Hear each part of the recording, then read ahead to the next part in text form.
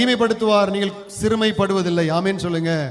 நாலாவது ஒரு ஆசீர்வாதம், சிறையிருப்பு மாறும்போது நீங்கள் மகிமைப்படுவீர்கள். ஒருவனை முன்குறிக்கிறார், அழைக்கிறார், நீதிமானாக்குகிறார், மகிமைப்படுத்துகிறார். கரங்களை தட்டுவோம். ஹல்லேலூயா. உங்களை நீதிமானாய் மாற்றி விட்டார், நீங்கள் மகிமைப்படுவீர்கள். கரங்களை தட்டுவோம், கரங்களை தட்டுவோம். ஹல்லேலூயா. சிறுமை என்றால் என்ன?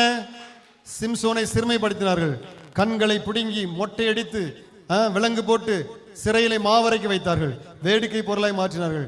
நிந்தையில அவமானத்தில் கூனி கூறி இருக்கீங்களா? அதான் சிறுமை. இன்னைக்கு ஆண்டவர் சொல்றாரு, அப்பா உன் சிறுமையை மாற்றி போட போகிறேன். ஆமேன் சொல்லுங்க. உன்னை நான் மகிமைப்படுத்துவேன். நம்ம எல்லாரும் எழுந்து நின்று இந்த ஆசீர்வாதத்தை சுதந்திரிக்க போறோம். ஏன்னா இது ஒரு 1.5 மணி நேரம் போற மெசேஜ். நமக்கு டைம் இல்லாதனால ஷார்ட்டா 5 நிமிஷத்துல முடிச்சாச்சு. 10 நிமிஷத்துல நம்ம எல்லாம் எழுந்து நின்று அப்படியே கர்த்தரை மகிமைப்படுத்த போறோம். Thank you Jesus.